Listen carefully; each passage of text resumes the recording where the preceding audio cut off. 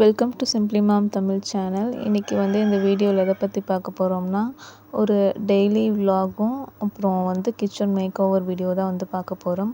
ரொம்ப நாளாகவே வந்து இந்த கிச்சனில் இந்த செவுத்துல வந்து பெயிண்ட் அடிச்சிருந்தோம் ஆல்ரெடி. ஸோ அது அடிச்சிருந்தாலுமே வந்து செவுரு பார்க்க ஒரு மாதிரி அசிங்கமாக இருந்துச்சு. ஸோ சாப்பாடு செய்கிறோம் இல்லையா, ஸோ குக்கர் வந்து விசில் வரப்போ வந்து அந்த ஆவியெல்லாம் பட்டு அந்த செவுரெல்லாம் ஒரு மாதிரி ஈரப்பதமாயிடுச்சு, பார்க்கவே நல்லா இல்லை. ஸோ அதுதான் சரி மீஷோவில் வந்து ஒரு ஸ்டிக்கர் வந்து ஆர்டர் போட்டிருந்தேன். கிச்சன் வாலில் ஸ்டிக் பண்ணுற மாதிரி ஒரு ஸ்டிக்கர். ஸோ அது வந்து எனக்கு டெலிவரி ஆயிடுச்சு. ஸோ அதை வச்சு ஒரு மேக் ஓவர் பண்ணலான்னு தோணுச்சு. ஸோ அது ரிலேட்டடாக தான் இந்த வீடியோ இருக்கும். ஓகே, வாங்க வீடியோக்குள்ளே போகலாம். நம்ம சேனலில் வந்து நிறைய வீடியோஸ் இருக்குது. ஸோ அதெல்லாம் போய் செக் அவுட் பண்ணி பாருங்கள். உங்களுக்கு பிடிச்சிருந்துச்சுன்னா நம்ம சேனலை மறக்காமல் சப்ஸ்கிரைப் பண்ணிடுங்க. ஓகே, வாங்க வீடியோக்குள்ளே போகலாம். இது வந்து ஒரு ஈவினிங் போல் எடுத்த விலாக் தான். ஈவினிங் தான் வந்து அந்த ஸ்டிக்கர் டெலிவரி ஆச்சு. ஸோ ஒட்டிடலாம் அப்படின்ட்டு எல்லா பொருளும் வந்து எடுத்து வச்சிட்ருந்தேன்.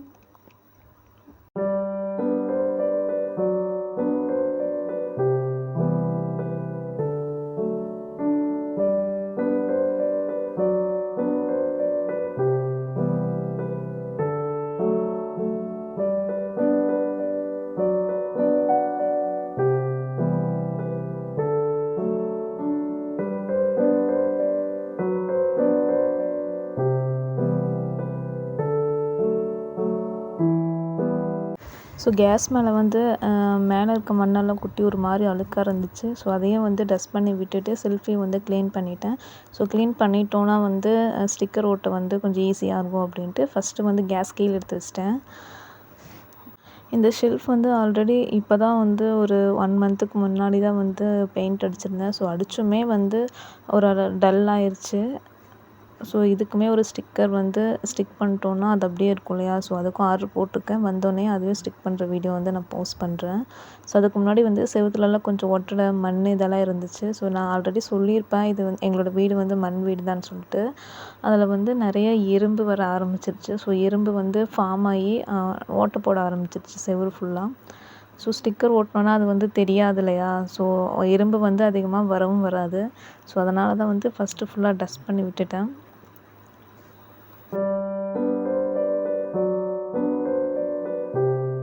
ஸோ இதுதான் அந்த ஸ்டிக்கர் மீஷோவில் ஆர்டர் போட்டிருந்தேன்னு சொல்லியிருந்தேன் இல்லையா. ஸோ அதுதான் இது.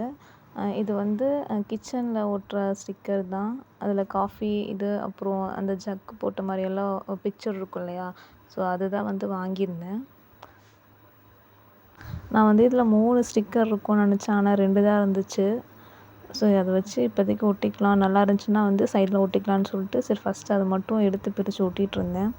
இது மண் செவுருங்கிறதுனால வந்து ஒட்டலை. ரொம்ப கஷ்டப்பட்டு தான் ஸ்டிக் பண்ணி வச்சுருக்கேன். ஏன்னா இதில் வந்து சிமெண்ட் வந்து பூசல இல்லையா, ஃபுல்லாக மண்ணால் பூசப்பட்டது தான். அதுக்கு மேலே வந்து பெயிண்ட் அடிச்சிருக்கோம். ஸோ பெயிண்ட் அடித்ததுனால ஓரளவுக்கு வந்து ஒட்டுச்சு. அதுக்கப்புறம் பிரிஞ்சு வர மாதிரி இருந்துச்சு.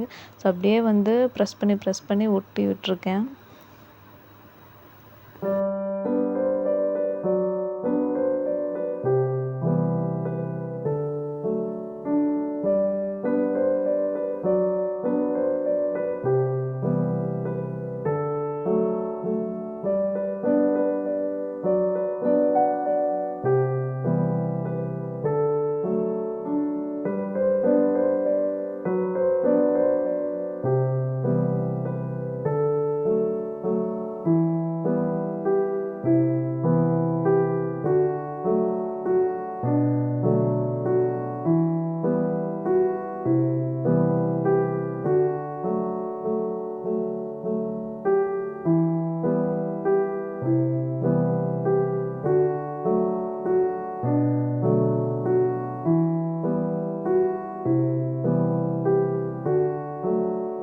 எப்படியோ ஓரளவுக்கு வந்து ஸ்டிக் பண்ணியாச்சு. ஸோ அதுக்கப்புறம் வந்து நைட்டு டின்னர் செய்யணும் இல்லையா. ஸோ அதுக்காக தான் செஞ்சிட்ருந்தேன்.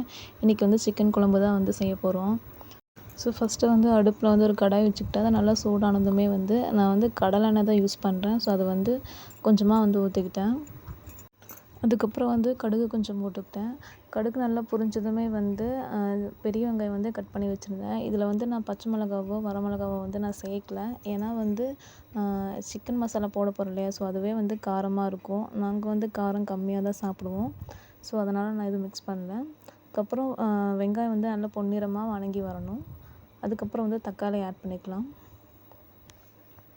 தக்காளி வந்து நல்லா வதங்கணும். ஸோ அதுக்காக வந்து கொஞ்சம் லைட்டாக வந்து உப்பு போட்டு வதக்கிக்கிட்டேன். அதுக்கப்புறம் இஞ்சி பூண்டு பேஸ்ட்டு வந்து சும்மா நான் வந்து இஞ்சியும் பூண்டும் வந்து சும்மா தட்டி இடிக்கல்லில் தட்டி எடுத்து வச்சுக்கிட்டேன். ஸோ அதை தான் வந்து மிக்ஸ் பண்ணியிருக்கேன். 2மே வந்து நல்லா வதங்கணும். ஒரு 5 நிமிஷம் அப்படியே விட்டுடலாம். ஸோ அதுக்கப்புறம் வந்து சிக்கன் வந்து நல்லா கழுவி எடுத்துக்கோங்க. அதுக்கப்புறம் அதை ஆட் பண்ணிக்கலாம். அதை ஆட் பண்ணி நல்லா வந்து வதக்கி விடணும். எண்ணெயிலேயே கொஞ்ச நேரம் வதக்கி விட்டோன்னா வந்து சிக்கன் ஓரளவுக்கு வந்து வெந்துடும். ஸோ அதுக்கப்புறம் வந்து நான் கல் உப்பு தான் எடுத்திருக்கேன். தேவையான அளவு போட்டுக்கோங்க. அதுக்கப்புறம் உப்பு போட்டு கொஞ்சம் நல்லா வதக்கி விட்டுக்கலாம்.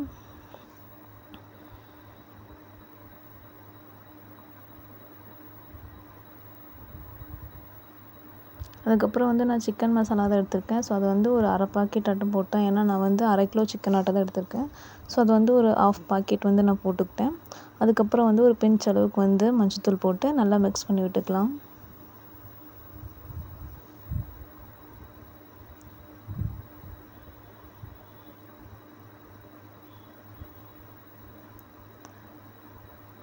ஸோ இது வந்து ரொம்ப பொடியாக இருந்தனால வந்து நான் லைட்டாக வந்து தண்ணி ஊற்றிக்கிட்டேன். தண்ணி ஊற்றிட்டு நல்லா கிளறி விட்டு நம்ம கொஞ்சம் நேரம் வந்து ஒரு 5 நிமிஷம் மூடி வச்சோன்னா வந்து மசாலா வாசம் வந்து போயிடும். ஸோ நான் வந்து ஒரு ஃப்ரை மாதிரி தான் வந்து பண்ணியிருந்தேன். குழம்பு மாதிரியெல்லாம் பண்ணலை.